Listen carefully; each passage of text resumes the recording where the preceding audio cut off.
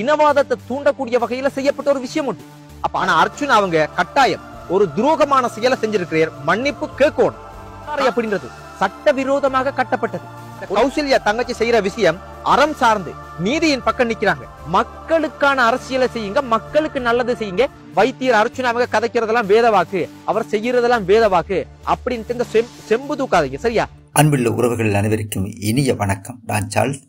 தற்போது சூடு பிடித்திருக்கும் தையிட்டி விகாரை விடயம் குறித்தும் கௌரவ பாராளுமன்ற உறுப்பினர் டாக்டர் அர்ச்சனா அவர்கள் மீதும் குற்றம் சாட்டி ஓர் இளைஞன் ஆதங்கப்பட்டு கருத்து வெளியிட்டுள்ளார். அத்துடன் 95% அன்புள்ளங்கள் என்னுடைய வீடியோ பார்க்கிறீர்கள், ஆனால் சப்ஸ்கிரைப் பண்ண மறக்கிறீர்கள். எனவே இதுவரை சப்ஸ்கிரைப் பண்ணாத அன்புள்ளங்கள் சப்ஸ்கிரைப் பண்ணி ஆதரவு தாருங்கள்.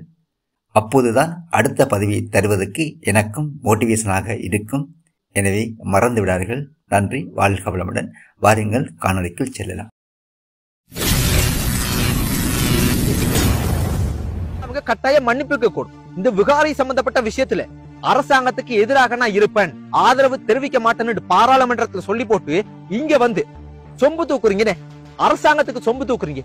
அப்ப இந்த விகாரை அப்படின்றது சட்டவிரோதமாக கட்டப்பட்டது, ஒரு இனவாதத்தை தூண்டக்கூடிய வகையில செய்யப்பட்ட ஒரு விஷயம் உண்டு. அப்ப அதை அதுக்கான நீதி என்ன?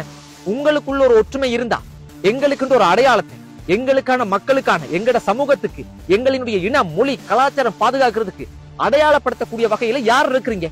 ஒருத்தர் சண்டை பிடிக்கிறது, யார் குத்துனா என்னடா, யார் குத்துனாலும் அரிசி தானே வரப்போகுது, அதுக்கான நீதி மாற்று காணிய கொடுக்கிறதோ இல்லண்டா பணத்தை கொடுக்கிறதா? அப்ப நீங்க தான் சொல்லி இருக்கிறீங்க ஊழல் அப்படின்றது இல்லன்னு. அப்ப இந்த செயல் கிட்டத்தட்ட ஜனாதிபதி சொல்றதே ஒரு ஊழல் சம்பந்தப்பட்ட விஷயம் மாதிரி இருக்கா இல்லையா? கஜேந்திரகுமார் பொன்னம்பலம் அவங்க நல்லவங்களா கெட்டவங்களா அவங்களோட அரசியல் பத்தி எனக்கு தெரியாது. ஆனா அந்த விகாரை சம்பந்தப்பட்ட விஷயத்துல அவர் கதைச்சதும் நடந்து கொண்டதும் செய்யற விதங்கள் 100% பாராட்டப்பட வேண்டிய விஷயம். நல்லா யோசிச்சு கொள்ளுங்க. இந்த வல்வெட்டித்துறை எங்கட தலைவண்ட மண்ணுல எவ்வளவு பெரிய ஒரு அரசியலை செஞ்சிருக்கிறேன். நான் கதைச்சோன்னு என்னோட மல்லு கட்டினீங்க, இதே கௌசல்யா கதைச்சோன்னு அப்படியே பெல்ட் அடிக்கிறீங்க. எப்படி அனாக்களா இருப்பீங்க நீங்க? உண்மையாவே இந்த கௌசல்யா தங்கச்சி செய்யற விஷயம் அறம் சார்ந்து நீதியின் பக்கம் நிக்கிறாங்க. ஆனா அர்ஜுன் அவங்க கட்டாயம் ஒரு துரோகமான செயலை செஞ்சிருக்கிறார், மன்னிப்பு கேட்கணும். காரணம் நீங்க நல்லா புரிஞ்சு கொள்ளுங்க. உங்களோட வீட்டை உங்களோட பிள்ளைகள், உங்களோட குழந்தைகளோ, உங்களோட பிள்ளைகளோ, உங்களோட மகனோ மகளோ ஒரு தப்பு பண்ணுனா நீங்க அதை ஆதரிப்பீங்களா? அதை தலையில தூக்கி வச்சு கொண்டாடுவீங்களா? அப்படி செய்ய மாட்டீங்கன்னு. ஏனென்றா சமூகத்துல நாளைக்கு உங்களோட பிள்ளைகள், உங்களோட மகனோ மகளோ சீரழிஞ்சு போறதுக்கு விருப்பப்பட மாட்டீங்கன்னு. அதே போலதான் அர்ஜுன் அவங்களும் மனுஷன்டாப்பா, அவரும் தவறு செய்வீர், அவர் கடவுள் இல்லை. அப்ப நீங்க என்ன செய்யணும்? ஒரு தவறு செய்தா உண்மையான ஆதரவாளர்களா இருந்தா அதை சுட்டி காட்டணும். அதை விட்டு போட்டு நீங்க அவர் செய்யற எல்லாத்துக்குமே சொம்பு தூக்குனா அந்த மனுஷன் என்ன செய்யும்? அதையே மறுபடியும் செய்யும். இப்ப இந்த விகாரைய யாருமே இடிக்கணும், யாருமே அதை இனவாதத்தை செய்யணும் அப்படின்னு யாருமே சொல்ல இல்லா. இப்ப ஜனாதிபதி என்ன சொல்லியிருக்கேன்? இந்த நாட்டுல பெரியவங்க சின்னவங்க பணக்காரன் ஏழை அப்படின்றலாம் எதுவுமே இல்ல, நீதி எல்லாருக்கும் சமம் சொல்லியிருக்கிறா, சொல்ல இல்லையா? அப்ப இந்த விகாரை அப்படின்றது சட்டவிரோதமாக கட்டப்பட்டது, ஒரு இனவாதத்தை தூண்டக்கூடிய வகையில செய்யப்பட்ட ஒரு விஷயம் உண்டு. அப்ப அதை அதுக்கான நீதி என்ன? மக்கள் காணியில கட்டி இருக்காங்க, அதுக்கான நீதி மாற்று காணிய கொடுக்கிறதோ இல்லண்டா பணத்தை கொடுக்கிறதா? அப்ப நீங்க தான் சொல்லி இருக்கிறீங்க ஊழல் அப்படின்றது இல்லன்னு. அப்ப இந்த செயல் கிட்டத்தட்ட ஜனாதிபதி சொல்றதே ஒரு ஊழல் சம்பந்தப்பட்ட விஷயம் மாதிரி இருக்கா இல்லையா? இதான் நீதி. அப்ப எப்பவுமே எங்கட மக்கள், எங்கட தமிழர்கள், எங்கட சொந்தங்கள் நாங்க அனுசரிச்சு தான் வாழணுமா? இதுதான் நான் சுதந்திரம். அப்ப நாங்க எங்கட நாட்டுல நாங்க இப்படியே வாழ பழகிட்டோம் அப்படியா இருந்துச்சுன்னா எப்படியான ஒரு அடிமையான ஒரு சூழ்நிலை உருவாகும்? தயவு செய்து இதுக்கு சொம்பு தூக்குறதுக்கு வராதிங்க. தயவு செய்து கட்டாயம் கஜேந்திரகுமார் பொன்னம்பலம் அவங்க நல்லவங்களா கெட்டவங்களா அவங்களோட அரசியல் பத்தி எனக்கு தெரியாது. ஆனா அந்த விகாரை சம்பந்தப்பட்ட விஷயத்துல அவர் கதைச்சதும் நடந்து கொண்டதும் செய்யற விதங்கள் 100% பாராட்டப்பட வேண்டிய விஷயம். அதுக்காக இந்த கௌசல்யாட விஷயத்த நான் முழுமையா பார்க்கல, ஆனா கொஞ்சம் சில விஷயங்களை பார்க்கும்போது அந்த தங்கச்சி கதைச்சது எனக்கு என்னவோ அர்ச்சுனா கொஞ்ச காலத்து இல்லாம போய் எங்களினுடைய சமூகத்துக்கு, எங்களினுடைய பண்பாடு கலாச்சாரம் எல்லாத்தையுமே ஒரு தலைவியாக இந்த கௌசல்யா தங்கச்சி உருவாகுவாங்க போல இருக்கு. ஏன்னா அவங்க கதைக்கிற சில விஷயங்கள் சும்மா டாப் லெவல்ல இருக்குடாப்பா, சும்மா அந்த அளவுக்கு இருக்கு. அதுக்காக நான் அவங்களுக்கு சொம்பு தூக்குறதுக்கு வர இல்லை. விஷயத்தை புரிஞ்சு கொள்ளுங்க. அர்ஜுன் அவங்க கட்டாயம் மன்னிப்பு கேட்கணும். இந்த விகாரை சம்பந்தப்பட்ட விஷயத்துல அரசாங்கத்துக்கு எதிராக நான் இருப்பேன், ஆதரவு தெரிவிக்க மாட்டேன்னு பாராளுமன்றத்துல சொல்லி போட்டு இங்க சொம்பு தூக்குறீங்கன்னு அரசாங்கத்துக்கு சொம்பு தூக்குறீங்க. நல்லா யோசிச்சு கொள்ளுங்க. இந்த வல்வெட்டித்துறை எங்கட தலைவண்ட மண்ணுல வந்து எவ்வளவு பெரிய ஒரு அரசியலை செஞ்சிருக்கிறேன். சரி, அது அவரினுடைய அரசியல். அவர் வந்து தேர்தலுக்காக வந்து அவர் வந்து உலக அரசியலை செய்கிறார். நாட்டினுடைய ஜனாதிபதியாக வந்து அவர் செய்ய அது ஒரு பக்கம் இருக்கட்டும். ஆனா நீங்க எல்லாருமே எங்கட தமிழ் பாராளுமன்ற உறுப்பினர்கள், அரசியல்வாதிகள் எல்லாருமே தலைகுனியும். காரணம் என்னண்டா, உங்களுக்குள்ள ஒரு ஒற்றுமை இருந்தா எங்களுக்குன்ற ஒரு அடையாளத்தை, எங்களுக்கான மக்களுக்கான எங்கட சமூகத்துக்கு எங்களினுடைய இனம், மொழி, கலாச்சாரம் பாதுகாக்கிறதுக்கு அடையாளப்படுத்தக்கூடிய வகையில யார் இருக்கிறீங்க? ஒருத்தர் வந்து சண்டை பிடிக்கிறது.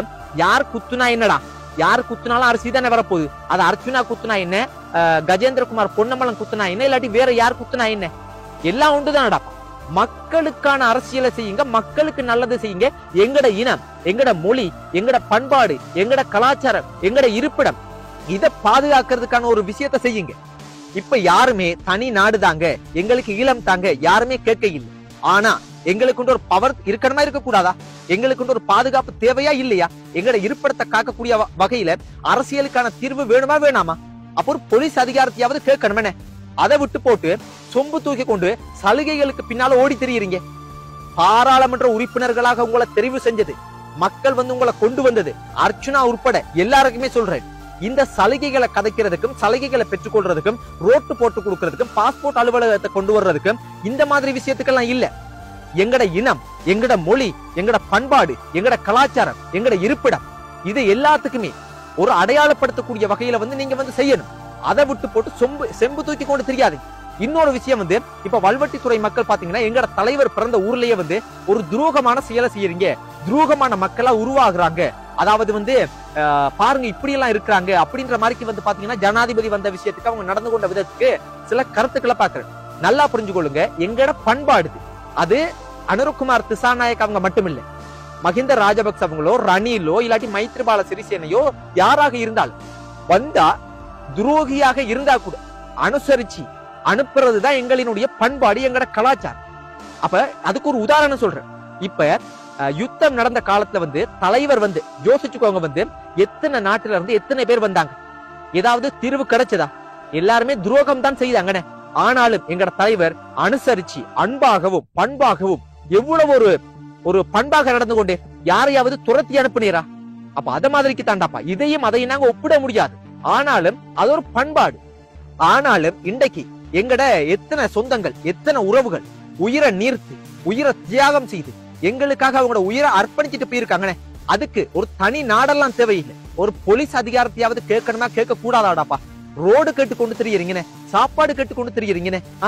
அதுவும் எங்க அரசாங்கத்திட்ட பாஸ்போர்ட் அலுவலகத்துக்கு பின்னால தெரியுறீங்க. இதுக்காக அவங்கள ஓட்டு போட்டு கொண்டு வந்தது. விகாரை அப்படின்ற ஒரு விஷயத்துக்கு எவ்வளவு எதிர்ப்பு தெரிவிக்கணும். இன்றைக்கு நீங்க தான் ஏதோ பெரிய தியாகம் செய்யக்கூடிய மாதிரிக்கும், நீங்க தான் பெரிய கொடை வள்ளல் மாதிரிக்கும் அந்த விகாரைய வந்து நாங்க அனுசரிச்சு போகணும், நாங்க அமைதியாக இருக்கணும், அரசாங்கம் சொல்றத கேட்கணும், இது போல கதைக்கிறீங்க. உங்களுக்கு வெக்கமா இல்லையா? இதுதானா நீதி? இதுதானா சட்டம்?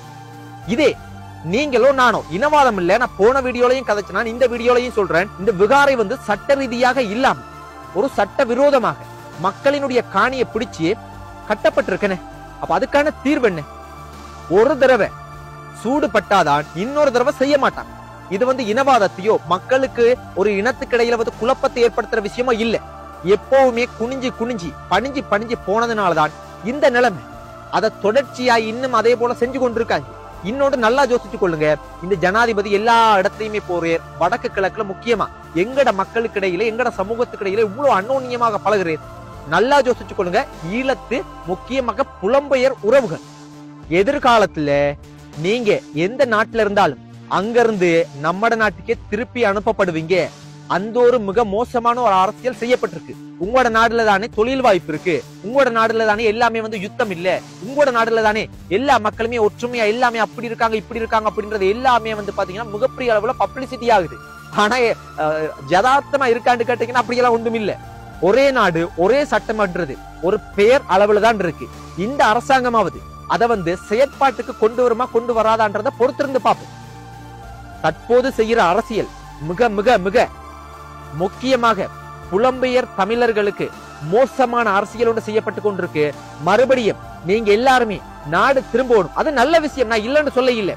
ஆனால் மிக மிக பொருளாதார ரீதியாக எங்களினுடைய சமூகம் பின்தங்கி போகக்கூடிய ஒரு சூழல் ஏற்பட போகுது அப்படின்றது பொறுத்திருந்து பாருங்க. இதுக்கு மேல என்ன சொல்றேன்னு தெரியல. அதே போல நீங்க வல்வெட்டித்துறை மக்கள் மிக மிக கவனமாகவும் சில விஷயங்களை சிந்தித்து செயற்படணும். ஏனென்றா பண்பாகவும் நாங்க எங்கட பண்பாடு கலாச்சாரம் யார் வந்தாலும் அனுசரிக்கிறது ஒரு பிரச்சனை இல்லை. ஆனாலும் நீங்க எங்கட உறவுகள் அதுல எத்தனை குடும்பங்கள், எத்தனை அம்மாமார்கள், எத்தனை அண்ணாமார்கள், எத்தனை தம்பிமார்கள், எத்தனை அப்பா ஐயா, நீங்க பாருங்க உங்களோட குடும்பத்துல ஒரு ஒரு ஒரு பிள்ளையாவது உங்களோட பிள்ளைகள உயிரை கொடுத்து போட்டிருப்பீங்களே. அப்ப அதுக்கான தீர்வு என்ன? இருக்காங்களா இல்லையா? காணாமலாக்கப்பட்டோர் அப்படின்னு எவ்வளவு நடக்குது? எத்தனை நாளா வருஷ கணக்கா போராட்டம், உண்ணாவிரத போராட்டம் எல்லாம் செய்யறாங்க. ஏன் அதை கதைக்க இல்ல? ஏன் அதை கேட்க இல்ல? அரசியல் கைதிகள் எத்தனை பேர் இன்னும் வாடுறாங்க. எங்களுக்குன்ற ஒரு தனி பவர் தேவை. எங்கட கலாச்சாரம் பண்பாடு இதெல்லாம் பாதுகாக்கிறதுக்கு ஒரு போலீஸ் அதிகாரம் தேவை. இதை யாராவது கேட்டீங்களா? கதைச்சிங்களா? வைத்தியர் அர்ச்சுனா அவங்க கதைக்கிறதெல்லாம் வேத வாக்கு, அவர் செய்யறதெல்லாம் வேத வாக்கு அப்படின்ட்டு இந்த செம்பு தூக்காதீங்க. சரியா?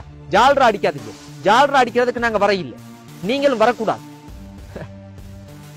உங்களோட கதைச்சா ஒரு சுவர் ஒன்று இருக்குது, அதுல போய் நாங்க எங்கட தலைய முற்ற மாறிக்கிட்டா கத்தி கத்தி தொண்டை தண்ணி போய் நமக்கு இருக்கிற எனர்ஜியும் இல்லாம போகுது. அதுதான் உண்மை. என்னத்த சொல்றீடாப்பா? உங்களோட கதைக்கிறது மட்டும் கதைக்காம இருக்கிறது மட்டும் யோசிச்சு முடிவெடுக்கு, அவ்வளவுதான்.